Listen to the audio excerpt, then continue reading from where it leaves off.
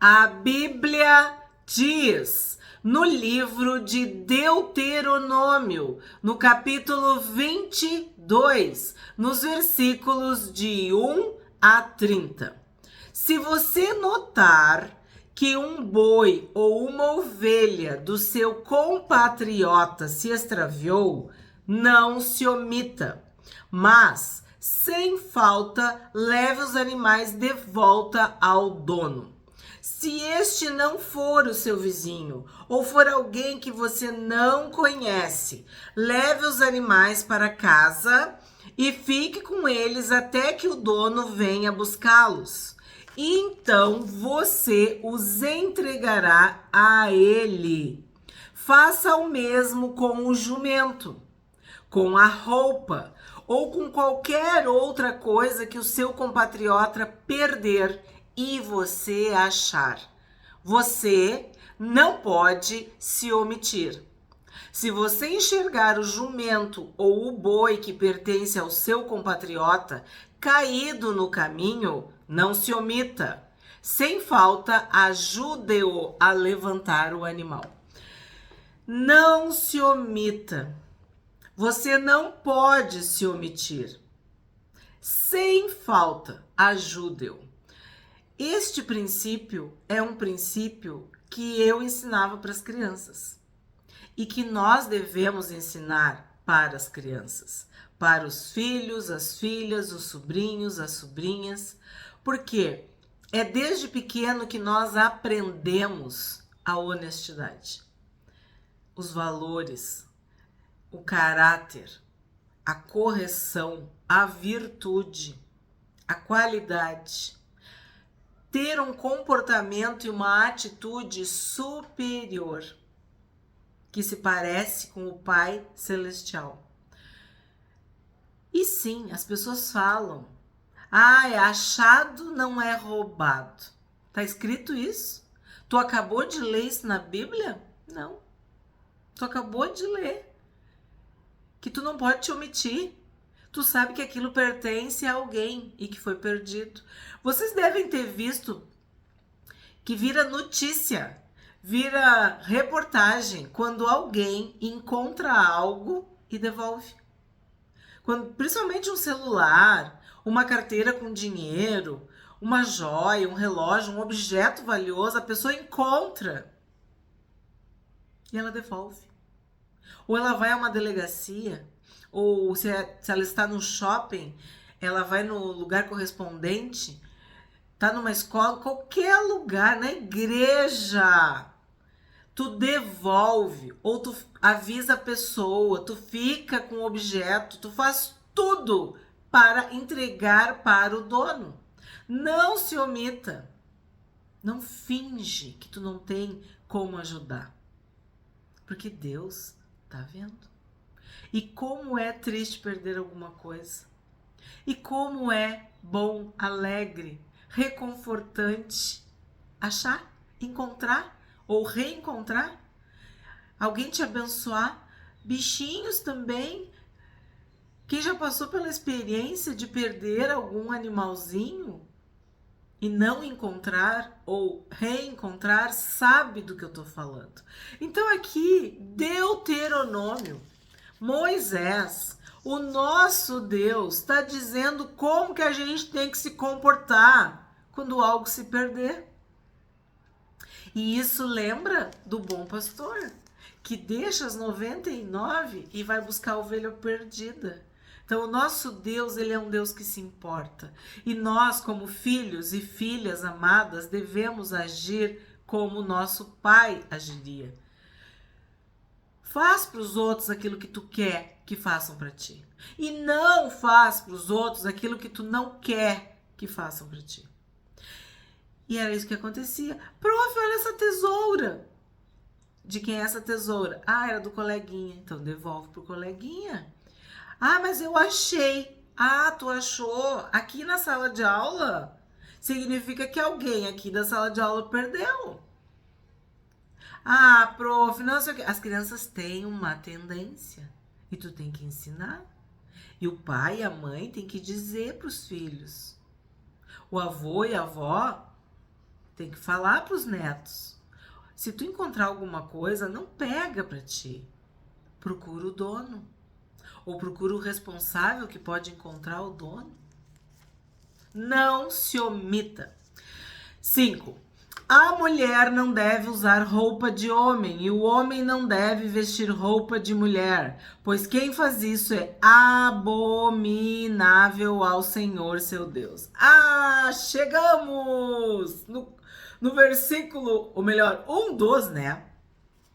Porque Deuteronômio tem muitos versículos questionados. Olha bem o que eu tô falando, não são questionáveis, questionados. Pessoas que querem reescrever a Bíblia, que querem atualizar as escrituras, o texto bíblico, querem modernizar. Pois bem, chegamos ao versículo que fala das roupas. Deuteronômio, capítulo 22, verso 5. Sim, ao longo da história da igreja, este versículo foi e é motivo de muita confusão, dor de cabeça, tristeza. Que mais que eu posso dizer? Preconceito, julgamento. Mas o que eu posso falar? Falta de amor. Falta de discernimento, falta de sabedoria, falta de compreensão de quem é o Deus a quem tu serve. Pois bem, a mulher não deve usar roupa de homem e o homem não deve vestir roupa de mulher. O que é importante para nós aqui? Entender que homem é homem e mulher é mulher. Que Deus criou homem e Deus criou mulher. Que Deus viu o homem, viu a mulher e os abençoou e viu que era bom. Porque toda a obra de Deus era boa e era muito boa. Pois bem, o homem foi criado homem para ser diferente da mulher. A mulher foi criada mulher para ser diferente do homem. Portanto, a mulher não deve usar roupa de homem e o homem não deve vestir roupa de mulher. Mulher é mulher, homem é homem, ok? Mas o que aconteceu com o passar dos anos, tempos, décadas, séculos? A moda, tu já ouviu falar nessa palavrinha, moda? Que muitas e muitas vezes não foi e não é inspirada por Deus ou pela Bíblia? São pessoas que têm um objetivo muito claro de misturar, de confundir, de travestir as pessoas, de criar uma tendência, de modificar comportamentos, padrões e costumes. Então, a gente não pode falar de Deuteronômio 22:5 sem falar da moda. Porque houve um tempo que homem era homem e se vestia como homem. Mulher era mulher e se vestia como mulher. Ponto. Não tinha drama. Era homem e se vestia como homem. Era mulher e se vestia como mulher. Mas com o passar dos tempos, em culturas, houve uma mistura. Houve uma confusão. Essa roupa é feminina, mas ela é masculina. Ela é masculina ou ela é feminina. Eu me lembro disso, unissex. Lembra dessa palavra? Unissex. Quer dizer que os dois podiam usar. Servia para o homem e servia para a mulher. Então, o que Deus está falando aqui para nós? Que a ideia, que o princípio, que o valor por trás deste versículo é que tu tem que ser quem tu é.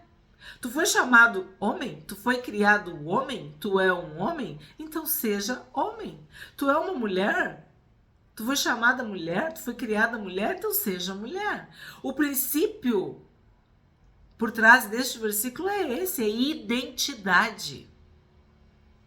O princípio é homem é diferente de mulher.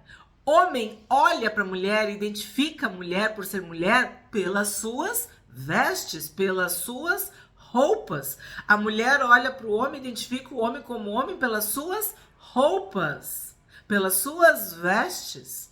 E o que Deus, na sua infinita sabedoria, estava falando? Não mistura, não confunde, não muda as coisas. Lembra daquele outro Não alterar as divisas, os marcos, os limites, as fronteiras? Pois bem, nós vimos outros textos em que Deus não quer mistura, Deus não quer confusão.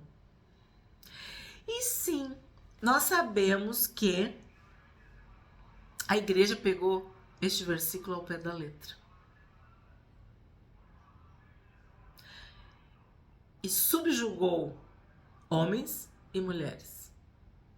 Interpretou isso de uma forma opressora, que oprimia homens e mulheres. Quando tu perde o princípio do amor, tu perde tudo. Eu vejo pessoas até hoje, em 2025, que realmente acham que é pecado uma mulher usar uma calça por causa desse versículo. Eu trabalhei 32 anos com crianças, adolescentes, jovens e adultos. E eu vi as mais diversas denominações, religiões, igrejas, doutrinas. E vi o sofrimento de crianças, adolescentes, jovens e adultos por causa de um jugo, por causa de uma opressão, por causa de roupa, de tênis, de sandália, de calça. E tem mais também, né? Por causa do cabelo, por causa de joias, sabe? Tudo que é externo. E eu vou te falar, é muito fácil tu colocar uma saia e deixar o teu cabelo crescer e tu tirar as joias e não colocar a maquiagem. Isso é fácil. Agora, tu ser de Deus, tu não mentir, tu não fofocar, tu não irar, tu não falar o que não é pra falar, tu honrar teu marido, tu amar teus filhos, tu ser fiel, isso é muito mais difícil. Então, o que eu tô dizendo? O que eu quero dizer? O homem interior, a pessoa interior, o teu caráter, a tua santidade, ela vem de dentro para fora.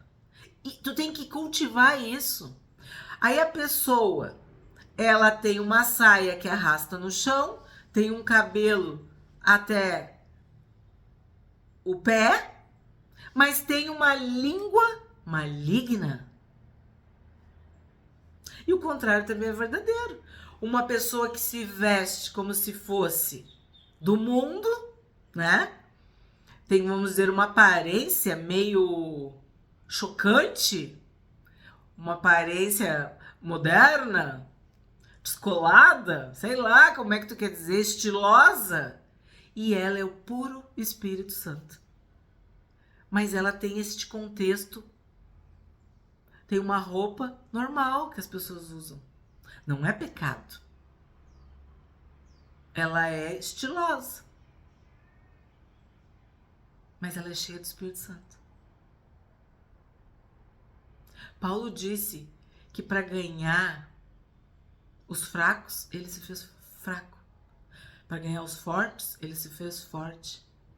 Que mesmo quem pregava por inveja estava fazendo o que Jesus tinha mandado. Estava pregando o evangelho, mesmo que era por motivos. Então, nós sabemos de missionários que mudam completamente o seu jeito de vestir, de cortar o cabelo, de falar, para poder entrar em certos grupos, em certas culturas, para poder pregar o evangelho. Porque tu vive, às vezes, num mundo que não existe mais, com roupas que não existem mais, porque tu tá apegado num versículo do Deuteronômio. E Paulo nos ensina que ninguém deve nos julgar. Lembra? Nem pelo que a gente come, nem pelo que a gente bebe, nem pelo sábado, nem pela lua, nem por isso, nem por aquilo. O próprio Paulo disse, todas as coisas são lícitas para ti. Então, tu é lícito de cortar teu cabelo, tu é lícito de usar uma joia, tu é lícito de usar uma roupa. Tudo isso é lícito. Agora tu tem que ter um critério do amor. Tu não vai gerar escândalo. Tu não vai gerar tropeço. Tu não vai entristecer o teu irmão. Então tu tá num contexto de humildade, de simplicidade, tu vai ostentar, tu vai te exibir, tu vai mostrar as tuas posses? É pecado? Mas o contrário também é verdadeiro. Tu fingir uma modéstia, uma piedade, uma humildade, uma coisa que é falsa, que nem os fariseus, sabe? Este versículo está dizendo assim, ó: seja a pessoa que Deus te chamou para ser. Tu é homem, então te vista como homem. Tu é mulher, te vista como mulher. E aí vem uma parte que é que as pessoas também se apegam. E nós estamos estudando a Bíblia para entender. Quem faz isso é abominável ao Senhor seu Deus. Aí as pessoas pensam, então eu sou mulher e calça é roupa de homem. Em que cultura? Em que século? Tu já viu como é que as pessoas se vestem no Oriente? Tem gente que não sabe nem o que diz. Não sabe nem do que tá falando. Nós vimos a roupa do sacerdote. Então, essa história de calça e saia, ela é muito relativa. Mas tá, já expliquei. Vamos pro abominável. Quem faz isso é abominável, Senhor. Tu já sabe, porque tu é inscrito do canal A Bíblia Diz. Tu já sabe, porque tu é inscrita do canal A Bíblia Diz, que abominável é algo que Deus odeia, detesta, abomina. As abominações são sempre classificadas como um pecado digno, passível, punível com a morte. Então, a abominação está no nível mais alto de pecado aos olhos de Deus. Então, as pessoas se agarram e acham que então vestir roupa de homem sendo uma mulher ou vestindo roupa de mulher sendo homem, certo? Tudo bem. Só que aí tu tem que saber por que isso foi falado. Por que isso foi falado agora em Deuteronômio? As portas de entrar na Terra Prometida. Porque os cananeus, presta bem atenção, os cananeus nos seus cultos pagãos, politeístas e idólatras, eles se travestiam de homem e de mulher. Prostitutos cultuais e prostitutas cultuais. Havia um culto profano, uma prostituição pagã ritualística. Então, tu já entendeu, né? O homem se tornava um prostituto e ele se vestia de mulher. A mulher se tornava uma prostituta e se vestia de homem, e vice-versa. Era uma confusão, uma troca de papéis. Se é que tu tá entendendo o que eu tô falando. E isso para Deus é uma abominação. Então o contexto não é físico, material, cultural, não, é espiritual. E nós sabemos que hoje em dia acontece isso também. Homens que se vestem e vivem e se portam e se consideram mulheres. Mulheres que vivem, se portam e se vestem como homens. Então, esta troca, essa rejeição à identidade inicial que Deus deu e que Deus criou, é que é abominável. Tu entendeu esse versículo? E aí tu já deve saber. Se é abominável, é abominação. E se é abominação, o castigo é a morte. Então essas pessoas estão indo contra o próprio Deus. Porque eu tenho me esforçado para explicar para vocês quando o pecado fere a santidade de Deus e quando fere a autoridade de Deus. Eu sempre dou os exemplos para vocês de Saul e de Davi. Saul foi rejeitado. Davi foi perdoado. Judas e Pedro. Judas se perdeu. era do mal. Pedro chorou, se arrependeu, foi cheio do Espírito Santo. Então a diferença toda é essa. Quando tu peca contra a autoridade de Deus, tu tá perdido. É a abominação. Quando tu peca contra a santidade, significa, lembra? Pecados que homens cometem. Todos nós somos pecadores e nós pecamos, nós erramos, nós falhamos, né? Mas nós não vivemos na prática deliberada e intencional do pecado. Então, quando tu peca contra a autoridade de Deus, tu tá indo de frente, contra Deus. Porque Deus diz que tu é homem e tu não aceita. E aí tu te veste mulher e vive como mulher. Deus diz que tu é mulher, tu não aceita. E tu te veste de homem e vive como homem. É isso que esse versículo está falando. Ele está falando de identidade. De tu viver e ser aquilo que Deus te criou e te chamou para ser. Amém? Será que eu expliquei? 6. Se no caminho você encontrar um ninho de ave em alguma árvore ou no chão, com passarinhos ou ovos, e a mãe sobre os passarinhos ou sobre os ovos, não pegue a mãe com os filhotes. Você pode ficar com os filhotes, mas deixe a mãe ir livremente, para que tudo vá bem com você e para que você prolongue os seus dias. Olha o que eu falo, que eu tenho vontade de fazer vários estudos assim. Esse também é o outro estudo que eu tenho na minha mente sobre a longevidade. A Bíblia fala que honrar pai e mãe dá vida longa. Ser honesto dá vida longa. Tem muitas coisas que a Bíblia fala sobre vida longa. E também sobre o que encurta a vida, sobre o que diminui os teus dias. E aqui nós temos uma pérola, um amor, uma preciosidade, uma coisa linda, falando sobre passarinhos, ovos, mãe, filhotes. Aqui, qual é o princípio por trás do versículo? O respeito à criação, a consideração, a gratidão, a valorização pelas obras que Deus criou, pela natureza. A humanidade que nós temos,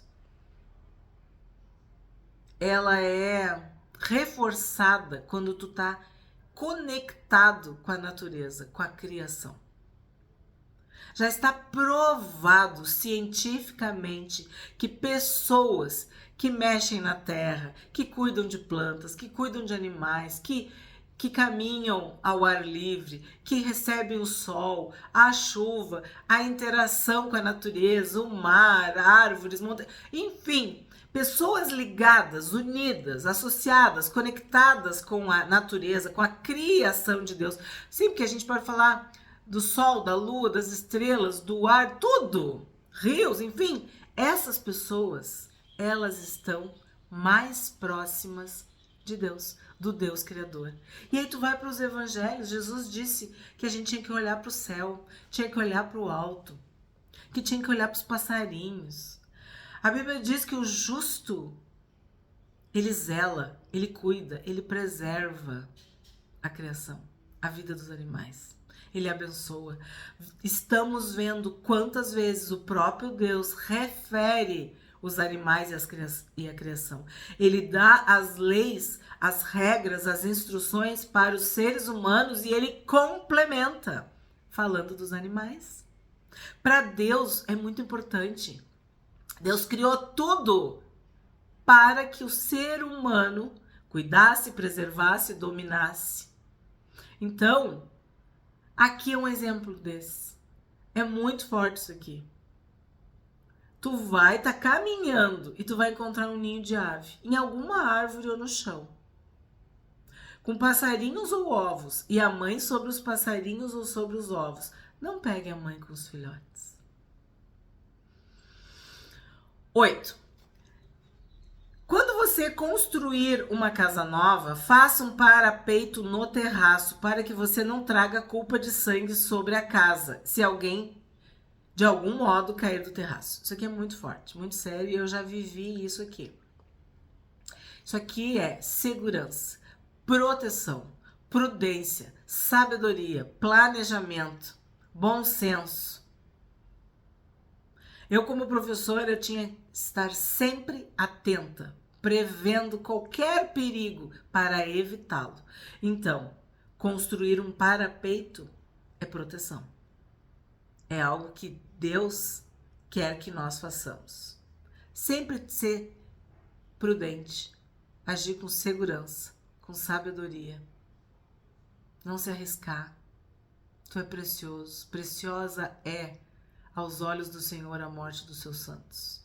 Tem muita coisa ruim que pode ser evitada com planejamento, com prudência, com sabedoria. 9. Não plante outra semente na sua vinha, para que não se profane toda a produção, tanto da vinha quanto da semente que você plantou. Não lavre a terra com junta de boi e jumento. Não vista roupa feita de pano de lã e linho misturados. O que está falando aqui?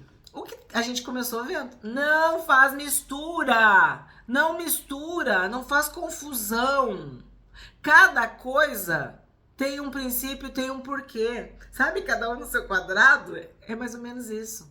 Deus estava ensinando o povo, ó, não mistura. É bem didático. Por quê? Porque a tendência, a tentação, a inclinação era se misturar com os cananeus, era se misturar com aquela língua, era se misturar com aquele povo, era se misturar com aquela tradição, com aqueles costumes, com aqueles ídolos, com aquela situação diária, aquela cultura, sabe? Isso é uma tentação. Tu ir te assemelhando, tu ir te acostumando, tu ir copiando, tu ir imitando. Quando tu percebe, tu é igual. Então, o que Deus está dizendo aqui? Ai, tu não vai lavrar com um boi e jumento. Tu acha que é isso mesmo que o teu Deus está falando? Ou ele está dizendo, não mistura, não confunde, não bagunça as coisas, tá? 12. Coloque franjas nos 4 cantos do manto que você usa. Nós já trabalhamos muito bem, bem explicadinho, bem esmiuçadinho. Li com vocês as passagens sobre as franjas. E identifiquei com vocês, a partir dos textos do Novo Testamento, de que o Senhor Jesus usava franjas. Também vimos sobre a cor azul, que era uma cor que indicava o sacerdócio. Lembra da estola sacerdotal, da cor azul? Então, o Senhor Jesus, como sumo sacerdote, segundo a ordem de Melquisedeque, ele usava franjas. E acredita-se que também a cor azul. Isso simbolizava o quê? Santidade, serviço, um servo, um sacerdote, alguém que ministrava, alguém que estava identificado com o santuário, com a palavra, com as escrituras. Tudo isso a gente já viu. E aí, eu falei para vocês daqueles textos, eu vou só citar hoje, né? Mateus 9, 20, 14, 36. Tem outras referências a respeito desse episódio. A gente viu em Números, capítulo 15. Vamos voltar só um pedacinho para quem não lembra ou para quem não assistiu. Volta ali, Números 15. Já temos a playlist completa sobre números. E aí, no verso 38 a 40, a gente viu ali, ó, que era para falar para os filhos de Israel que eles tinham que usar franjas nas extremidades das suas capas e colocar um cordão azul em cada franja. Então, o que acontece? Há textos em que as pessoas tocavam, né, nessas franjas e ficavam curadas. Por quê? Porque isso era uma referência à santidade. Aí tu vai assim, é literal? A gente não vai usar. Não é por... O poder não está na franja. O poder não está no cordão azul. O poder está no Espírito Santo que habita em ti. Na santidade. Enchei-vos do Espírito. Então o Senhor Jesus, ele curava. Bastava um toque. Ou a pessoa tocava. Os enfermos ficavam curados. Então esse versículo, coloque franjas nos 4 cantos do manto que você usa, É uma referência à santidade. E nós já estudamos em Números capítulo 15. 13. Se um homem casar com uma mulher e depois de ter tido relações com ela passar a odiá-la e lhe atribuir atos vergonhosos e a difamar dizendo: casei com esta mulher e quando tive relações com ela descobri que não era virgem. Nós vamos até o 20, tá? Eu vou ler até o 20. Então o pai e a mãe da moça levarão as provas da virgindade da moça aos anciãos da cidade, junto ao portão. O pai da moça dirá aos anciãos: dei minha filha por mulher a este homem, porém ele passou a odiá-la. Eis que ele atribuiu atos vergonhosos, dizendo: descobri que a sua filha não era virgem, mas aqui estão as provas da virgindade de minha filha. E estenderão a roupa dela diante dos anciãos da cidade, os quais pegarão o homem, o açoitarão e o condenarão a pagar 100 barras de prata ao pai da moça, porque difamou uma virgem de Israel. Ela ficará sendo mulher dele e ele não poderá mandá-la embora durante toda a sua vida, tá?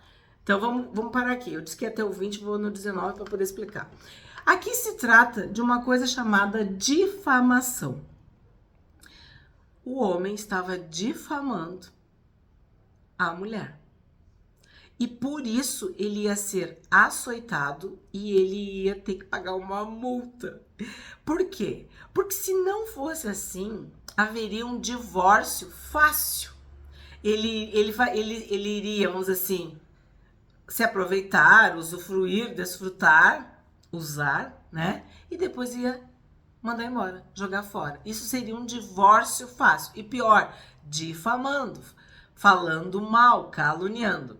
Então, quando isso fica esclarecido, os pais da moça provam, né? Ele vai ter que ficar casado com ela. Ela ficará sendo mulher dele e ele não poderá mandá-la embora durante toda a sua vida. Toda a vida dele vai ter que ficar com aquela mulher, tá? Então, vai ser um casamento vitalício até que a morte o separe. E aí tem o outro lado da história. Porém, eu sempre falo para vocês, quando a Bíblia fala porém, mas, contudo, todavia, quer dizer, é o outro lado, é a outra face da moeda.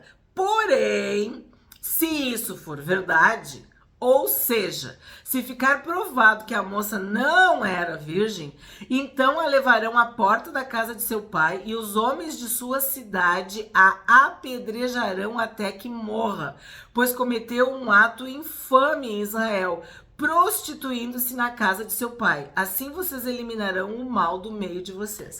Então, se for verdade, se de fato for provado, ela vai ser morta. E isso é prostituição. E nós já estudamos, já vimos que a prostituição é punida com a morte.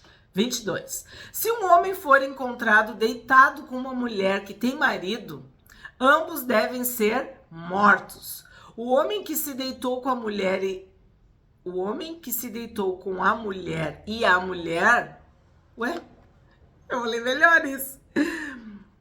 Com uma mulher que tem marido, ambos devem ser mortos. O homem que se deitou com a mulher e a mulher. O homem que se deitou com a mulher e a mulher. Assim vocês eliminarão o mal de Israel. Então, o adultério, assim como a prostituição, era punido com a morte. Mas aqui tem um detalhe, ó. Se um homem for encontrado deitado com uma mulher, quer dizer, isso aqui é flagrante.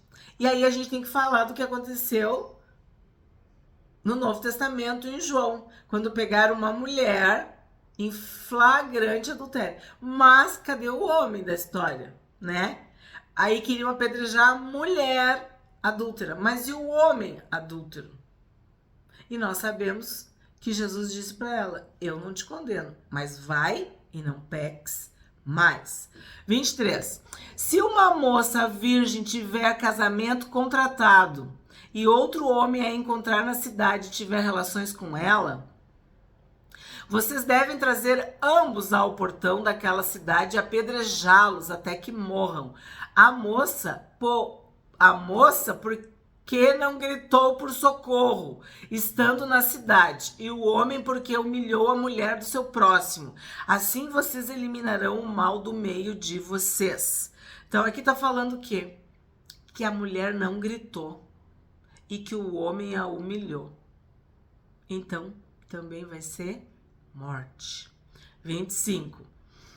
Porém, porém, se um homem no campo encontrar uma moça que tem casamento contratado e a forçar e tiver relações com ela, então morrerá só o homem que teve relações com ela. A moça, vocês não devem fazer nada. Ela não tem culpa de morte. Porque este caso é semelhante ao do homem que se levanta contra o seu próximo e lhe tira a vida. Pois o homem encontrou a moça no campo. A moça que tinha o casamento contratado gritou e não houve quem a livrasse. Então agora, o que está sendo dito aqui para nós? Que há uma diferença entre a cidade e o campo. Quer dizer, as circunstâncias do fato, né? Aí neste caso, se for no campo, a moça não vai ser morta. 28. Se um homem encontrar uma moça virgem que não tem casamento contratado e a pegar à força e tiver relações com ela, e eles forem apanhados, então o homem que teve relações com ela pagará ao pai da moça 50 barras de prata. E uma vez que a humilhou, terá de recebê-la por esposa. Não poderá mandá-la embora durante a sua vida. Então, de novo, vai ter uma multa e o casamento vai ser para sempre, vitalício. Enquanto ele viver, vai ter que ficar com aquela mulher. 30. Nenhum homem terá relações com a sua madrasta e não profanará o leito de seu pai. Então, quem desonra o seu próprio pai tá fazendo um pecado bem grave, né? E a gente sabe, tanto no Velho quanto no Novo Testamento, histórias desse tipo, desse pecado. Rúben desonrou Jacó, profanou o leito. E em Corinto, Paulo refere esta história, uma situação assim, na igreja de Corinto. Então, o que esse capítulo, assim, muitas coisas envolvendo a sexualidade humana, envolvendo a imoralidade, a impureza. E Deus é um Deus santo e Ele quer que o seu povo, homens e mulheres, sejam santos, sejam puros, purificados. E isso, cada uma dessas leis é para a santidade.